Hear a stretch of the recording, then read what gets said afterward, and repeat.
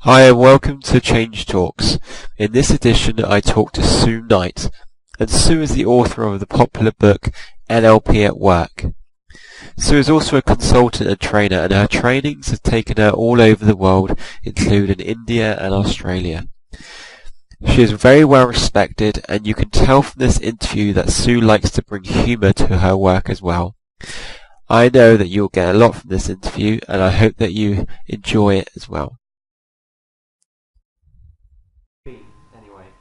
I just finished a course last week, practitioner, so it's pretty hectic last week. I think I had flu as well, so it was a bit grim. Oh dear. But, so I've just got a little bit of space in the diary today and tomorrow, which is good. Was that in India or in? No, that was in the UK actually. So I've got just a kind of block in the UK. I'm going to Antwerp at the weekend, the NLP conference there.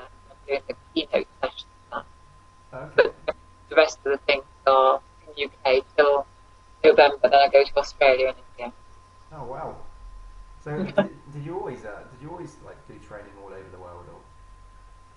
Well, not always. No, not always, but like from when you first started. India I've been doing for about 10 years. Right. It's kind of grown to the point where we're there for 3 months every year. Well, no. Can you hear me okay on this? Yes, I can. Can you hear me? Yeah, it kind of cuts out a little bit. Not too sure why that would be. But... I've told everybody else in the house to get off. Get off the computer and get off the Wi-Fi. No downloading or anything. No, exactly. It's loads of connections. Something's here. It'd probably be a film being downloaded. Yeah. So thanks for doing this interview. And I've got a few questions to ask, but I'll try and make it as free-flowing as possible. And okay.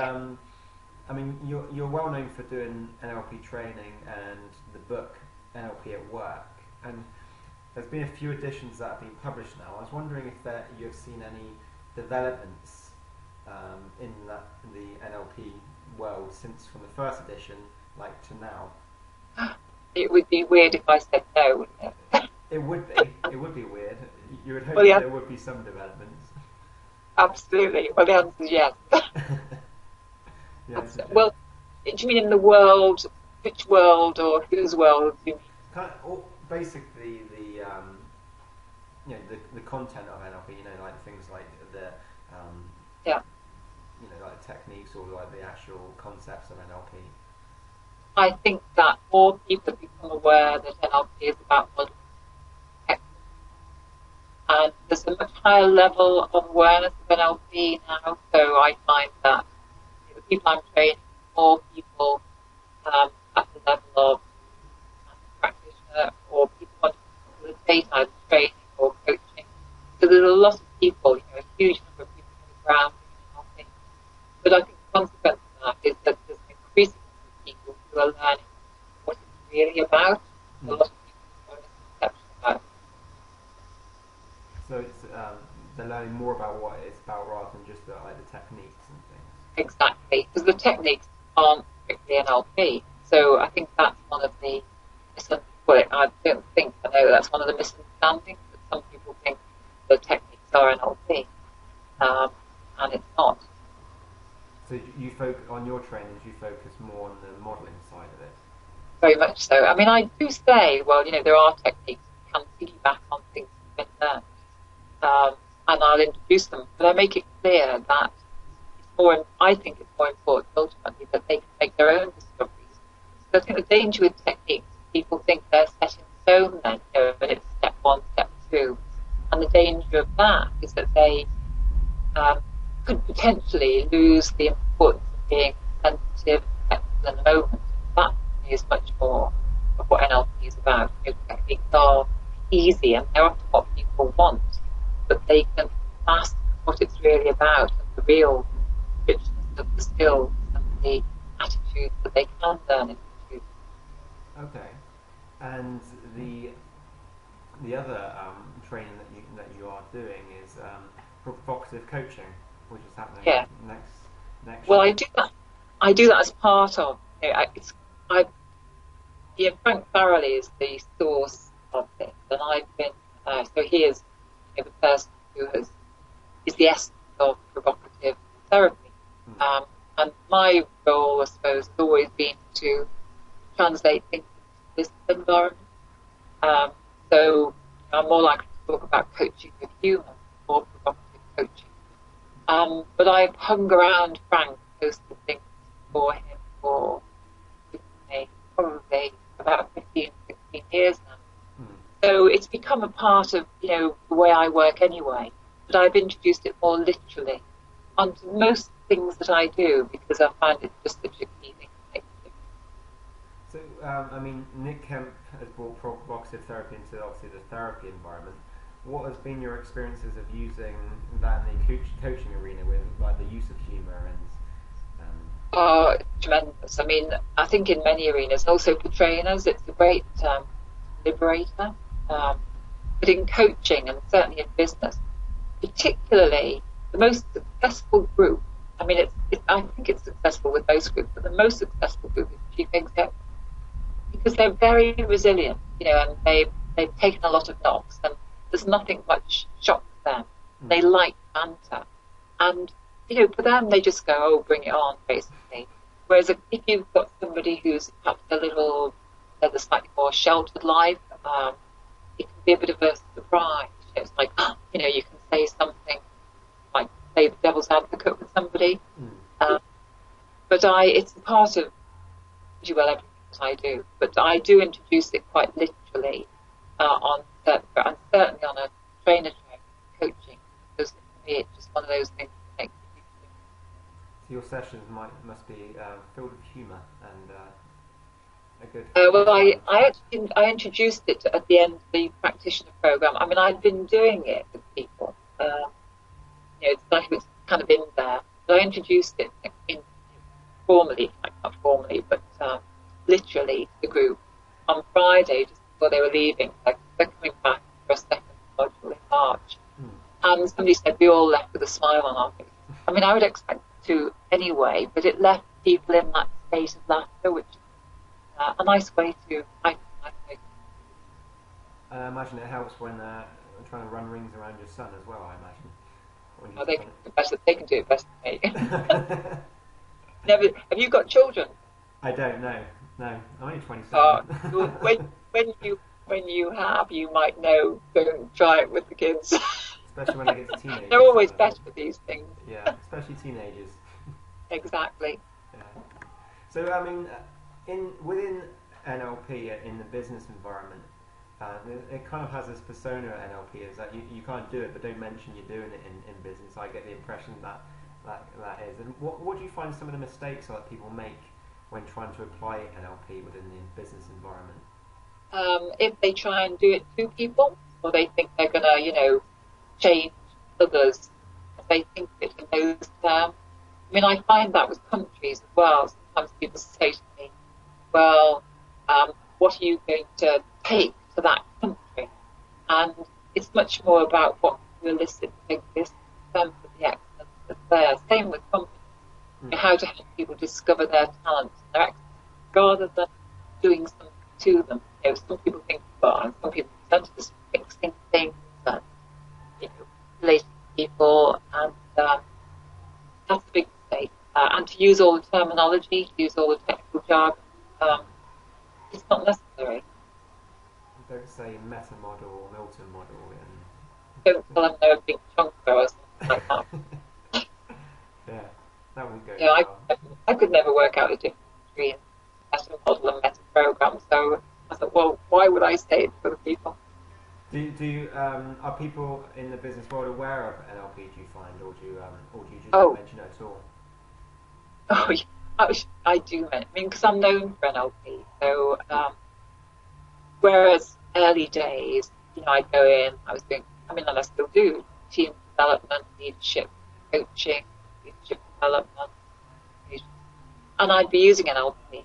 But at that time, I did work in certain organisations where probably it wouldn't have kind of helped the rapport if I'd done that. So, but now that's what I'm known for. So people invite me to do that. So I'd be daft not to say, suddenly disown the very thing my brand.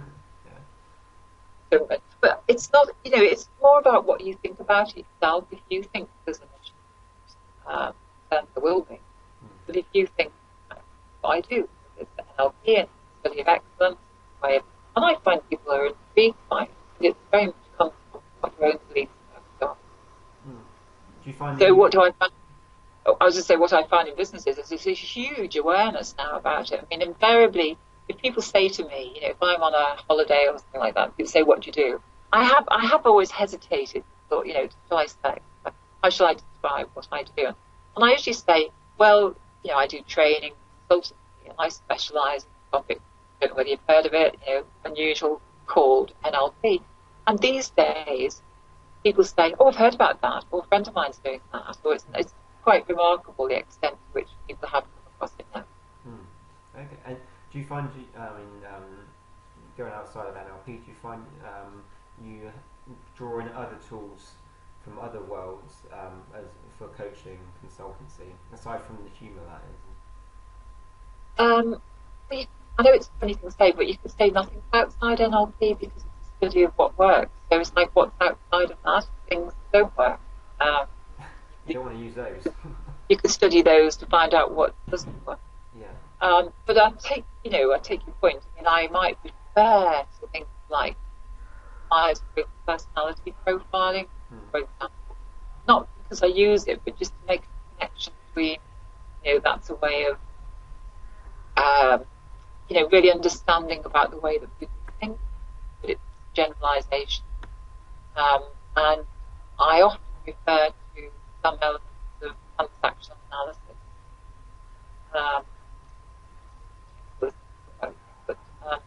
Drama triangle, the rescuer, the victim, persecutor. But again, NLP is always drawn on things that existed. It's not separate. It's drawn on things about linguistics. So it's a study of all these things. What makes a difference. Okay.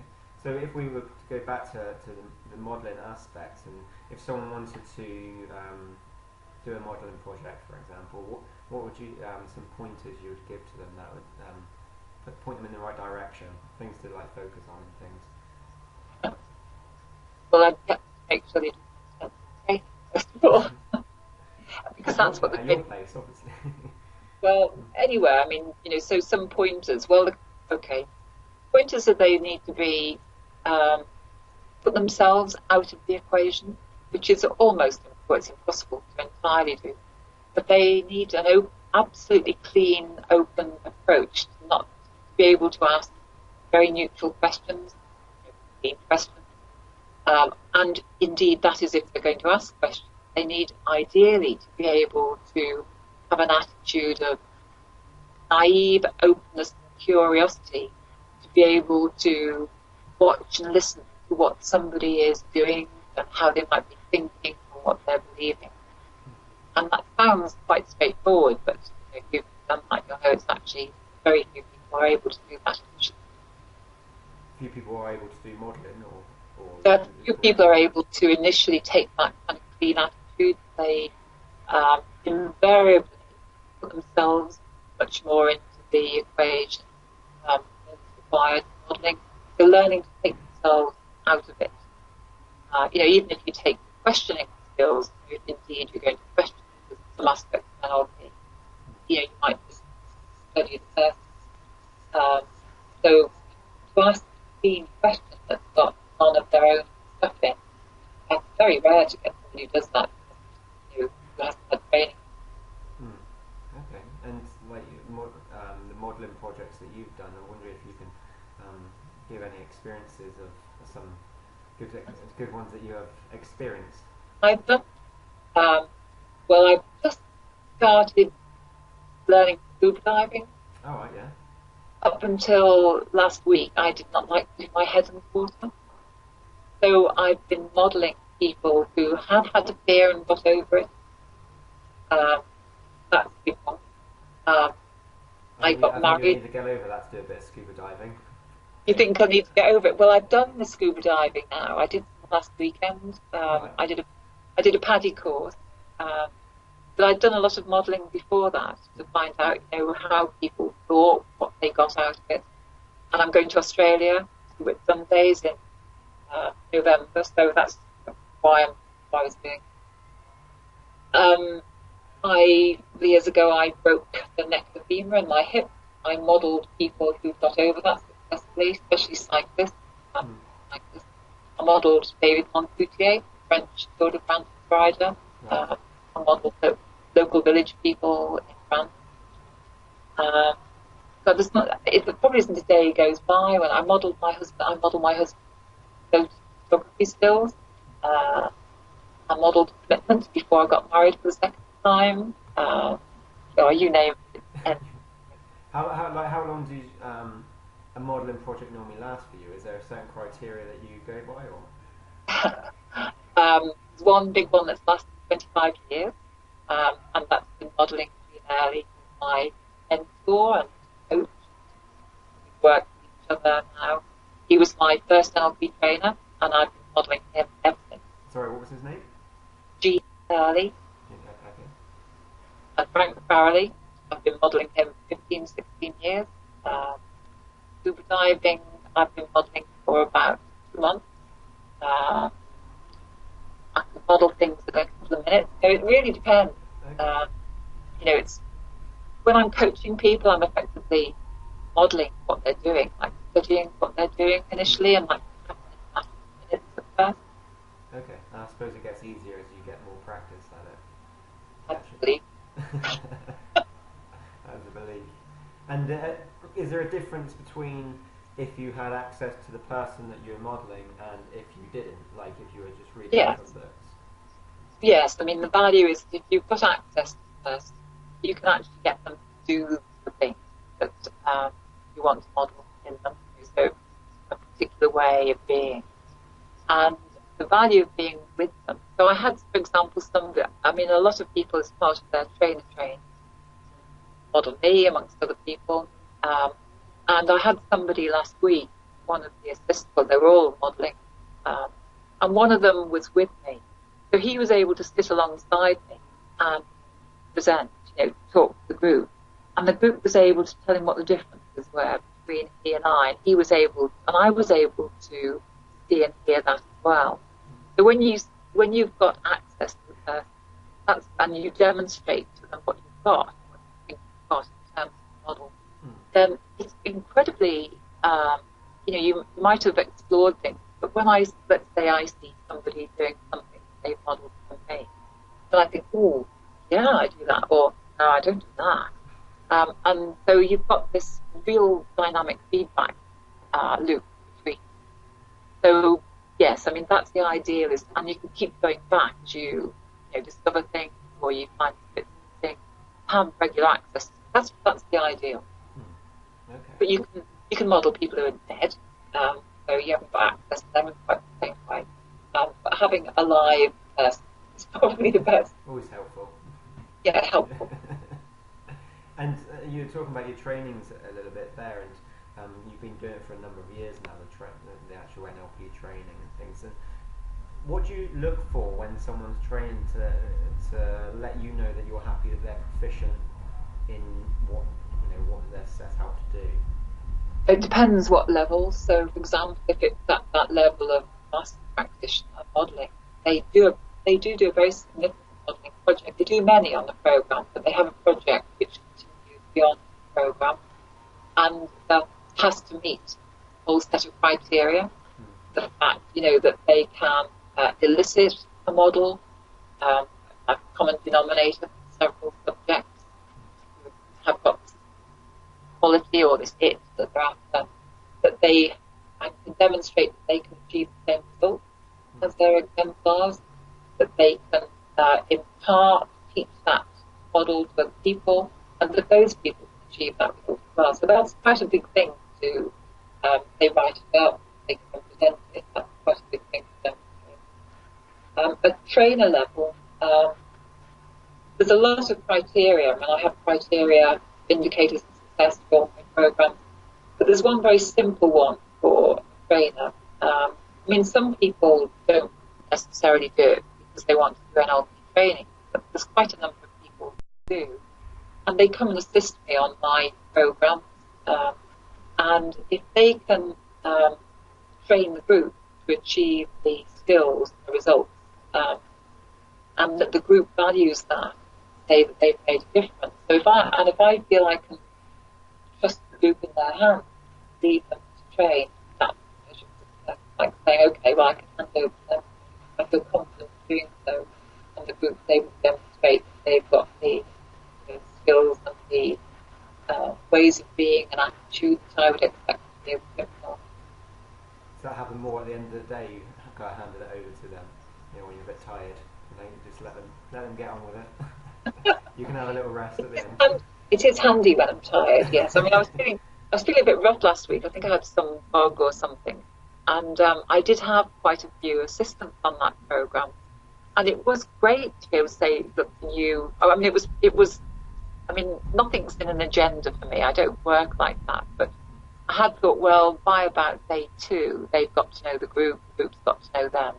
That would be a good time to give them the opportunity to do some, and they did a number of sessions with mini groups. And I could recoup a bit, and it was useful in that respect. But it was appropriate timing anyway. Yeah. Oh, good. Absolutely. And aside from yourself, obviously, who would you recommend elsewhere for anyone that wants to get a solid grounding in NLP if they were looking to experience a vast array of NLP trainers? Well, I would say go to one of the conferences, or one of the NLP conferences, because you get to experience lots of people there, and I think it's really important that you do go and sample somebody's style. I mean, I invite people to my program. They have to work. They come for a couple of hours, to see if there's a fit between you and me before they perhaps, they're thinking of investing in the program. Going to the conference is a good way to go and find out. I mean, the principles and the way people work are very different. So, the people that I've trained, who I've worked with a lot, with Toby and Kate McCartney, based in Scotland, we've worked together a lot, and doing our courses together. Leslie McDonald, also in Scotland, so there's quite a few people who I know the kind of principles that they're working to, who work real time, who are very much into the qualities and the attitude of NLP rather than the technique. I actually don't know so many of the others. I mean, Penny Tompkins, Jay and Lawley, who the clean language and clean questions, I think they're just genius in the way that they model David Grove and that. Yeah. So the work they're doing, the work they've done, they're doing, is right up there for me, what NLP is about. And I think, because he's my mentor, I think everybody should experience Dean Early at some point. He is the model of excellence. So, but he doesn't run, he does occasionally does events with me, but he's not one of the NLP network. He doesn't do open programs.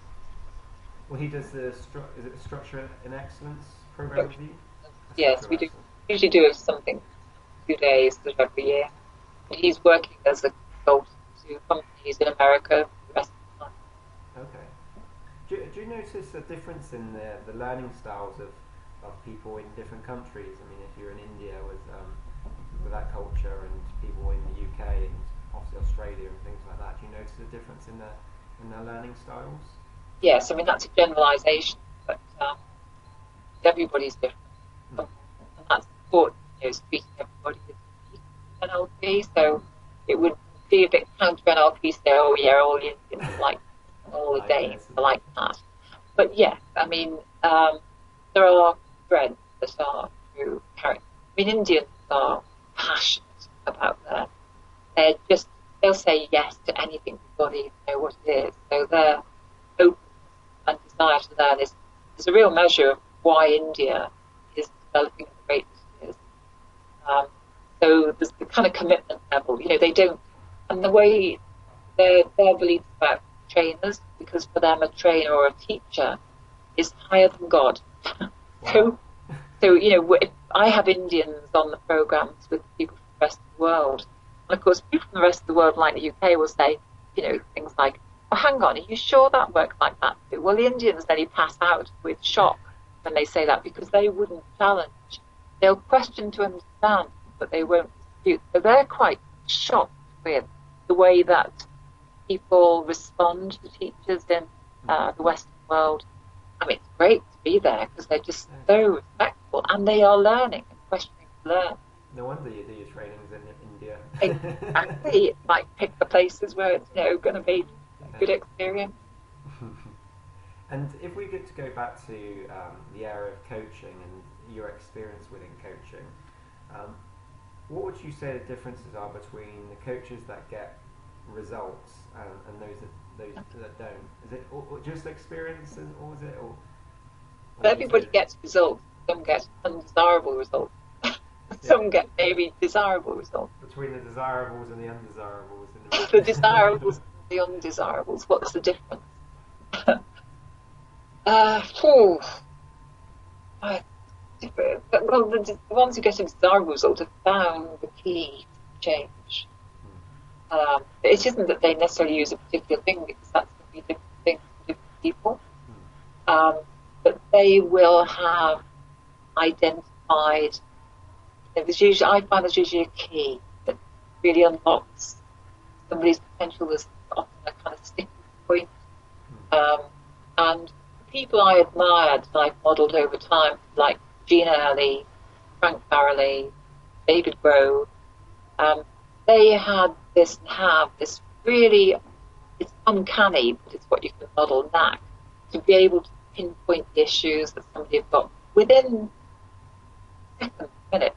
They can, they've read the sign and they go, here's the pattern. Here's the pattern that's the talent, here's the pattern that's potential, or here's the pattern. And they can just do that so fast. Must be very exciting when you have access to those people that are able to do that, and you're modelling them. Yeah, I'd like to do it too. I've modelled them long enough now. Maybe I'm still in awe of the speed with which they do it. It still takes me. I'm still got a bit of time delay compared to them. Then Frank Farrelly's 80 years old, so he's got a bit of time advantage, but it's not necessarily time based. Okay, so that going to those people's trainings, at least like with Frank Farrelly and your the provocative coaching for next year, you'll get a taste of some of that structure that they use to do that. Well, I think if you go to an event with Gene, he's very, very aware of the structure. Hence we call that event the structure of excellence. I mean, he's just genius at structure and being able to elicit and explain structure. That's what NLP is about. So he can tell you, the pattern and the structure, pattern in his experience, my experience, your experience, in such a way that you can reproduce it. Frank Farrelly, you'll probably get a provocative response if you go for that. He'll say he doesn't know usually how he does it. So with him, hanging around him, watching, paying attention, watching videos is the way to get. And I've been doing that for a long time now, 15, 16 years. So they all, both Gene and he still surprise me, and that's why I continue to model them. So they're not static in the way that they do what they do. So they're very different. As say, Gene, very explicit. He's a remarkable person to learn with, learn from. Good. So we're nearing the end of the interview now. I was just wondering if you've got, if you could tell us about any future plans you have, maybe if you've got any new books on the horizon, or any potential trainings that you're conducting in the future, or anything like that. There's lots of training from conducting future.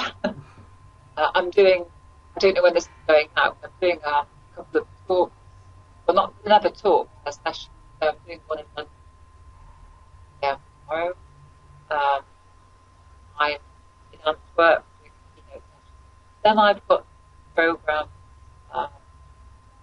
big bank programs in India, so that's master practitioner and train. I think that's a great place, especially for people from non-Indian come. It just presents so many new contexts and things to model, and it just, it's different. That brings up real learning. So I'm doing all those levels of training. I suppose my heart was also very much programmed to do it our home front. So I do 3 intensives a year in France. Just being there. So it's a very special experience, I think, for clients, but it is. And I do master practice training, like part of apprenticeship. People come on and kind of help me for programs. Yeah. And book, well, my publishers asked me to give him back. I've been so hectic lately, but I am getting my head around that. So it's time to do. And I usually choose to do sessions that will help develop the book thinking. And I'm doing quite a few sessions at the moment that are about sharing the learning. So I've had those key exemplars like G. Frank, David Grove, and they do, those are people who do make a very positive difference to people. And I think people can learn how to coach like that, very different from the technical style of coaching. So that's where I'm coaching with humour, which I've got from Frank. So that's very likely to be, that's really where my like that. Well, I'll look forward to that book when it does come out. And, Which means I caught that in just before it came out, as it was. If it does come out. Yeah. If or when. Well, that ends the interview. Thanks a lot for the interview. We had a few technical issues throughout, but I think a lot of people got the gist of the answers. So that was great. Quite unusual because when I'm looking at this, I'm looking at you, and I can see you're looking at me. But when I catch my eye on the screen, it looks like I'm looking directly downwards. So yeah. It's a bit of an unusual experience. I'm quite amused by how, when you're approaching the conclusion, you start rocking backwards and forwards. Yeah. I'm always used to moving my legs. I never sit still. That's one of the issues I've always had. Oh, well, you can't change that then. Some would say you can, I imagine. Some would, yes. Yeah. Some would say. Yeah. Good. Well, thanks a lot for your time, Sue. And this will probably go out either this week or next week. So Right. I'm sure a lot of people will find use in it and get ideas from it. I hope so. I love the way you say things. Good. Thank you very much. No, I enjoyed that. Good. Well, hope you get well soon. I am well. Good. I got well. Good. Hope I continue to be well. Well, long may it continue. Yes, hope you get well too. Didn't realise I was ill. No, I didn't either till you said that to me. No, thank you very much. Okay. It's been fun. Thank you. See you later. Yes, cheers. Bye-bye.